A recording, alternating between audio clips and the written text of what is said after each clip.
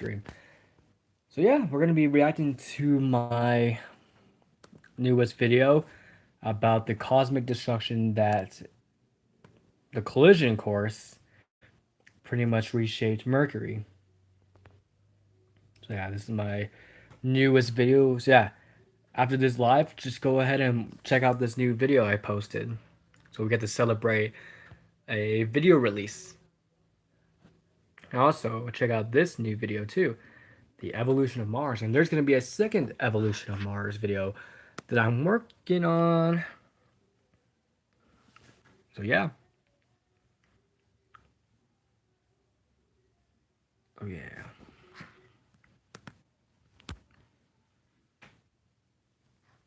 Let's see. So yeah, we're going over some of the recent discoveries and all that good stuff, and just checking out this brand new video of this a video release.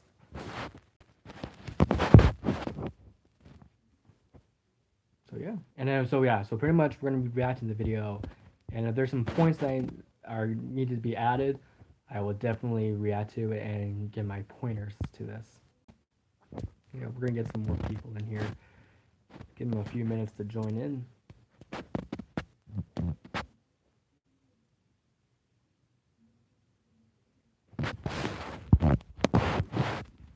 Mercury is the smallest planet, or often called the runt of our solar system. True. Basically, we're going to go over the history of Mercury and how it ended up the way it did. We're going to also answer some questions about why the core is so big. Where was Mercury at the time before a collision course that happened? So we're going to go far back, about 4.5 billion years ago, where we understand some of these questions that we're going to be asking. So my name is Chris. Welcome to the universe. Subscribe to the channel if you guys are brand new. Let's get started.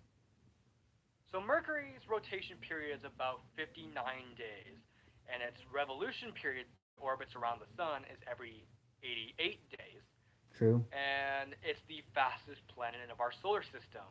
So we're going to talk about the formation of Mercury to answer some of our questions. Yeah, so I use like the props and stuff. That's basically the model of the moon. Mercury 4.5 billion years ago. Well, let's go start from the outside in. On the outside, since Mercury is pummeled about the same size as the moon almost, heavily cratered. So it's it has kind of tectonic activity appropriate to where use you it. have all three types of tectonic activities. You would have the convergence, you have divergence, and also you have transform plate boundaries. Because Mercury is actually if you guys are coming in, we're just doing a reaction video to my newest video, so yeah, go ahead and check it out. Planet, or often called the runt. You guys can go ahead and check it out. Kind of doing a little video release, I guess. So yeah, and I hope you guys are going to be learning something brand new. Like I said, if without my commentary on this new video that I posted, and yeah, well, I recommend checking this out. It's a really good video that I posted, and then there's another video I'm going to probably do a reaction to as well. Mercury is the smallest planet, or often called the runt of our solar system. True that. Basically, we're going to go over the history of Mercury and how it ended up the way it did. We're going to also answer some questions about why the core is so big. Where was Mercury at the time before a collision course that happened? So we're going to go far back, about 4.5 billion years ago, where we understand some of these questions that we're going to be asking. We're going to head onto our time machine. Welcome to the universe. Subscribe to the channel if you guys are brand new. Let's get started. So Mercury's rotation period is about 59 days, and its revolution period orbits around the sun is every 88 days.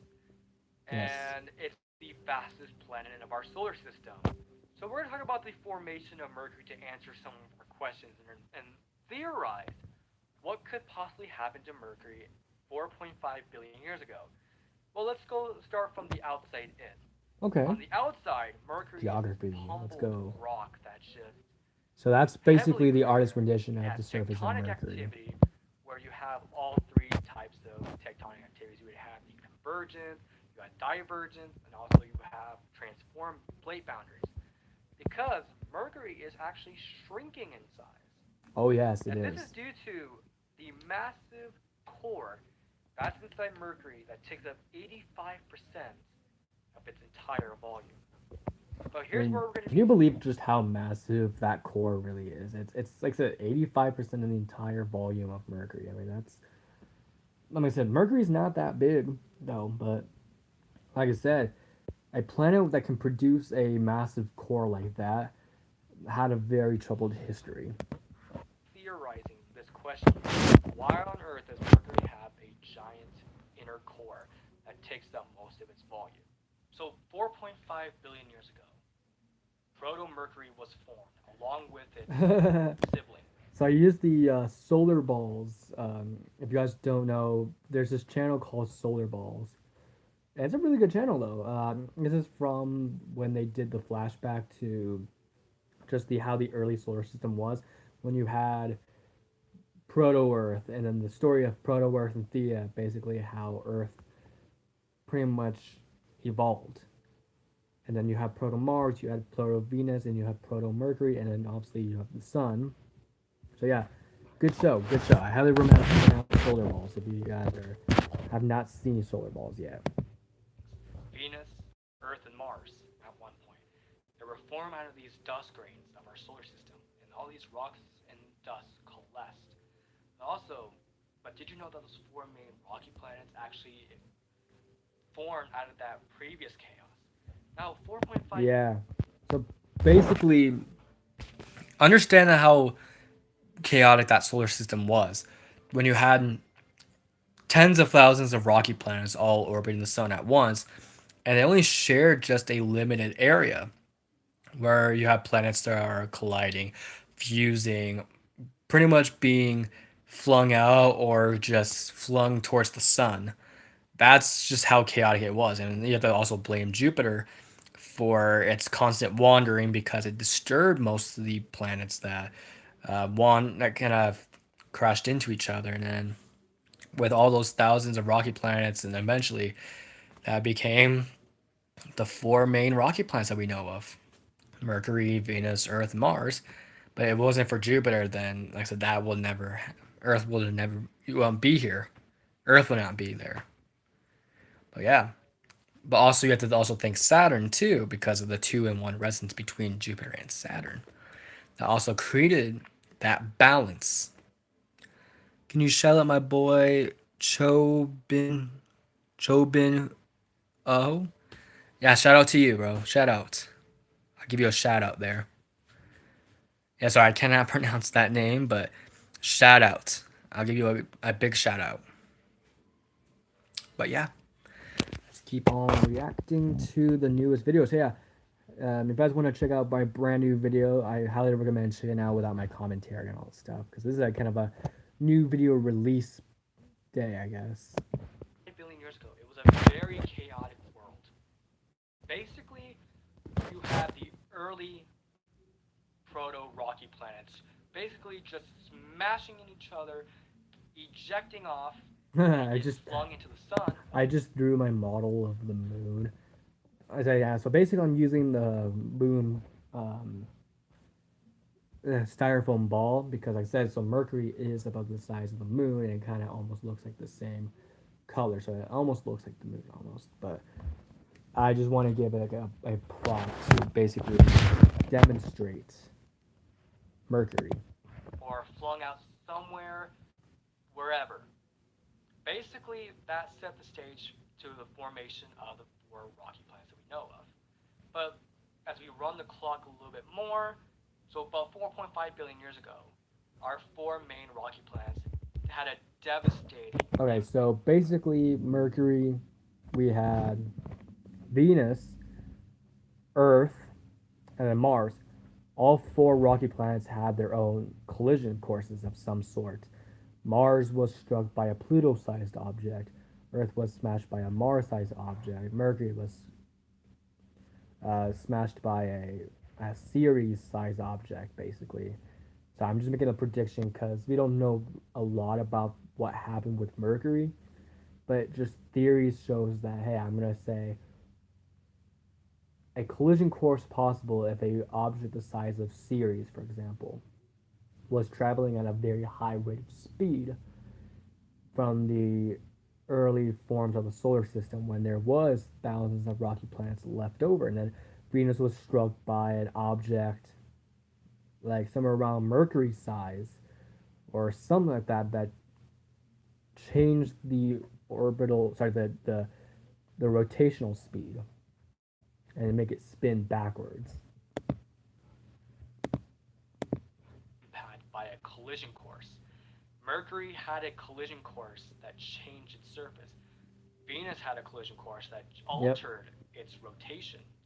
Earth had obviously the collision course with Theia that eventually formed our moon. Mars had a collision course with, but now we're going to be focusing on the collision that changed Mercury's size. So Mercury often called the runt of our solar system What's up, honey because bun? of that impact. But let's also theorize. Where was early Mercury at its time? So let's theorize it. Mercury was further away from the sun, right in between Venus and Earth. So here's my theory. Right? Okay?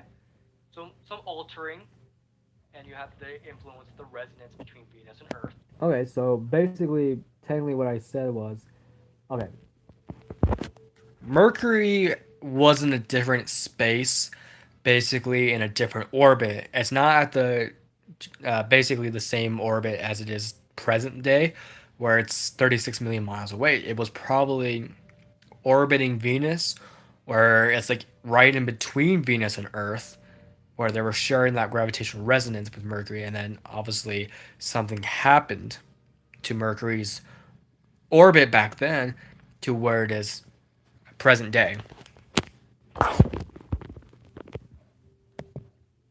But also, surrounding the four inner planets, you also had the early inner planets that were also surrounding. So you had a little bit more, it's about 10, maybe 20, maybe 100 other little proto rocky planets that were small. But this one was a giant impactor. And it was about the size of Ceres, for example. Okay? And over time, the course of these resonances changed as each protoplanet was okay,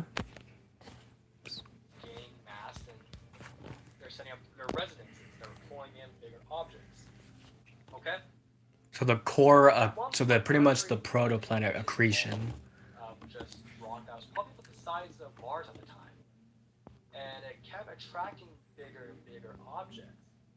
And Okay. so it altered. So I also mentioned that Mercury wasn't always that small. It was about the size of Mars or maybe a little bit bigger.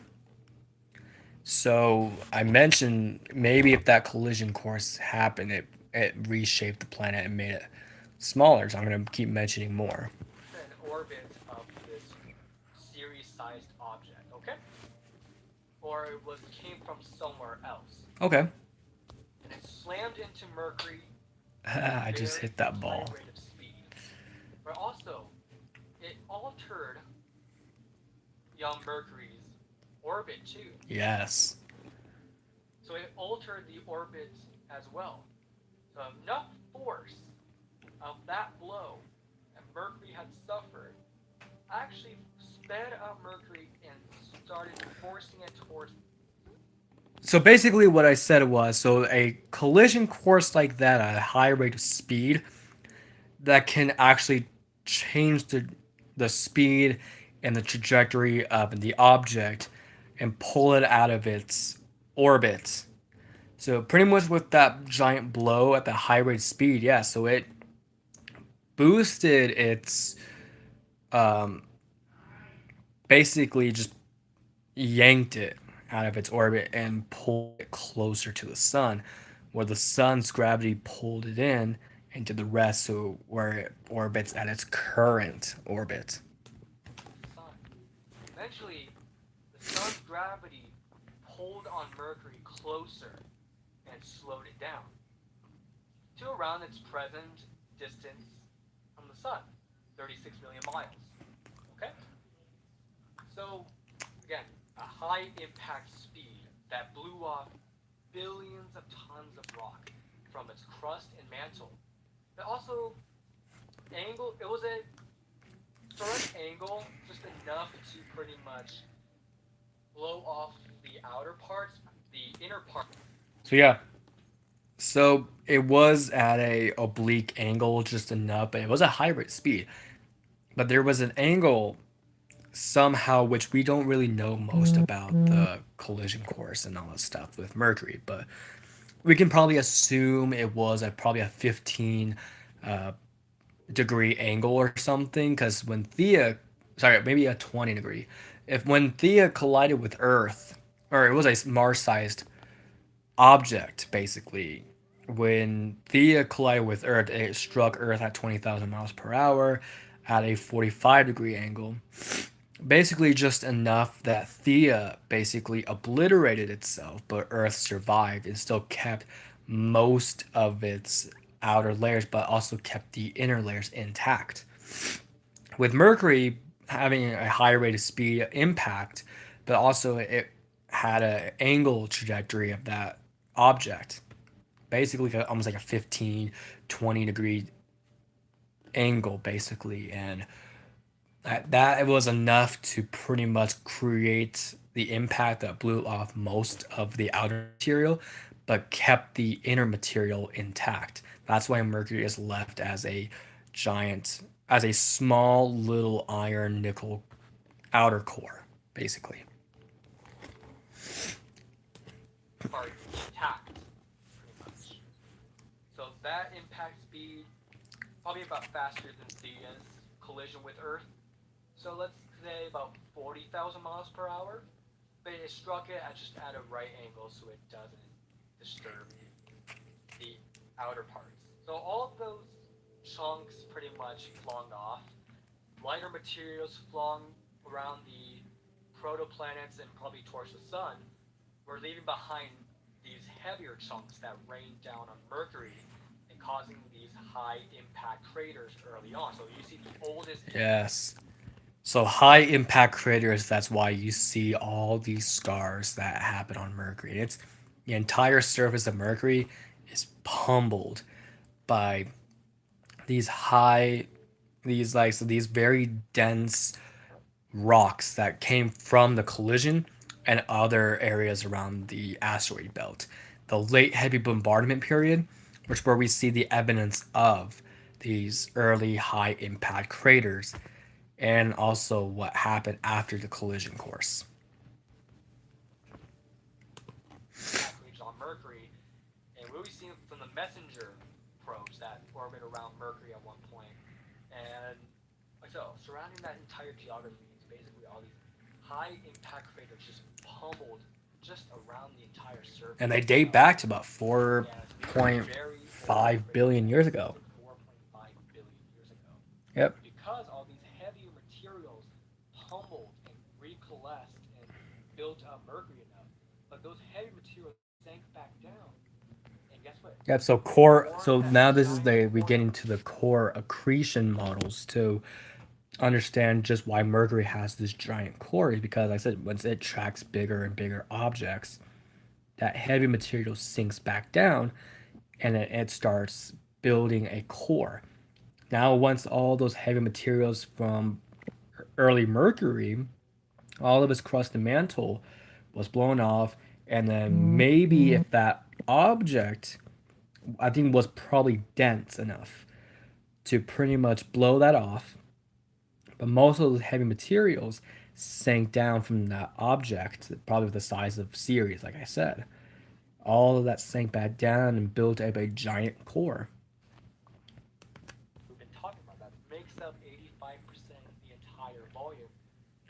Because Mercury was molten at the time, so it kind of had enough time to pretty much draw these heavy materials and sink. So that's why Mercury is left as a very dense iron and nickel ball. But also, let's talk about the rest of the geography. So also you see fissures, Ooh, some more you see geography these time. convergence, these fault lines, these tectonic activity, and why Mercury is also shrinking. It's because this massive So going tectonic back to activity that, if you causes can see this image that I posted right here, basically that's because these are active fault lines, and these are like crusts pretty much getting on top of another crust, And that's also why, like, because of that the giant core convection pretty much causes uneven parts of the surface where you have these plate-like structures that slam on top of the other plates, and then eventually causing weak spots, these little fissures. And then eventually, what happens is Mercury shrinks. Ooh, add a Q&A sticker. Interesting. So yeah, let's get some more people in here real quick. Why Mercury Kind of just want to do a almost celebration of our new video. massive inner core is basically causing uneven convection, also Yes. influenced just by how close the distance away from the sun it is. Yeah, so yeah, the sun also Also does have an influences effect of Mercury's tectonic activity. as well. Because when you heat up a metal, it expands, obviously, Yep. but also you have the influence of gravity. Because it's pulling on an object and pulling it in.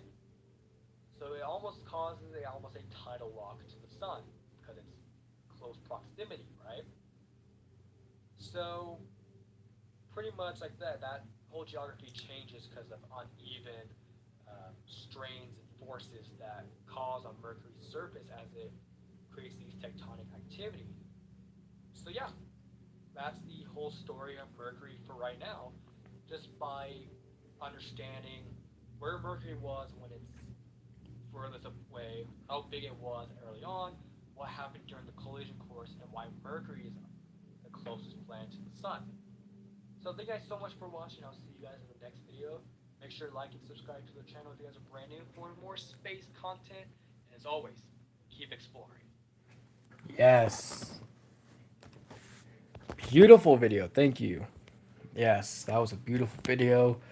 It took a lot of time, and there's been some like those recent discoveries and research that I actually explored to actually kind of make a response to some of those news where we talked about like how early collision courses with planets did shape their shape basically, and how that influenced.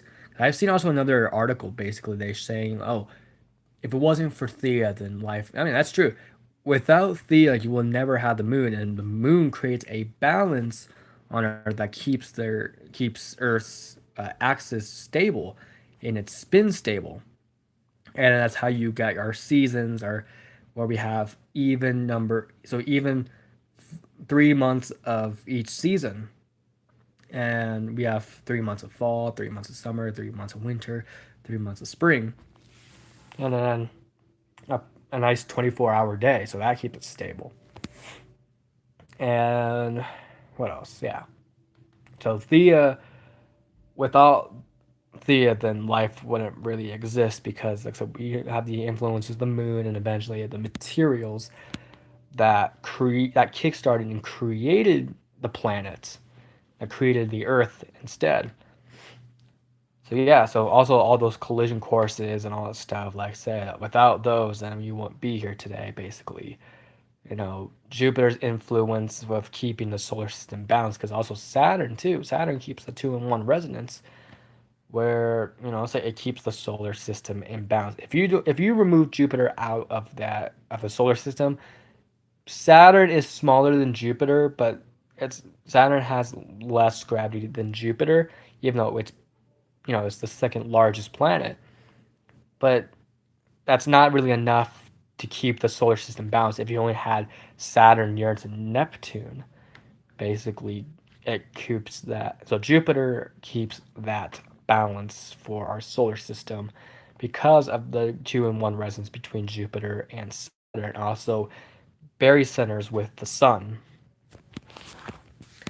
So yeah, if you want, without my commentary, don't forget to check out my newest video, and I will do another video explaining just that. Basically, I can't say much about that, but if you guys want, yeah, so don't forget, check out this new video and check out the second newest video that was posted just a couple days ago. It's the evolution of Mars. So pretty proud about that video as well. It was posted like almost a week ago, 5 days ago, yeah. So yeah, check out all these new videos I've posted in this playlist. And also, I do have a playlist, so you can just binge some of these space videos right here. What's up, everybody? Welcome to Chris Nation 4. So, So, yeah. yesterday I just posted a brand new video explaining Yep. the evolution Binge of watch Mars, this and we playlist on my playlist tab. So yeah, and I'll see you guys in the next video. And as always, keep exploring. As always, keep exploring.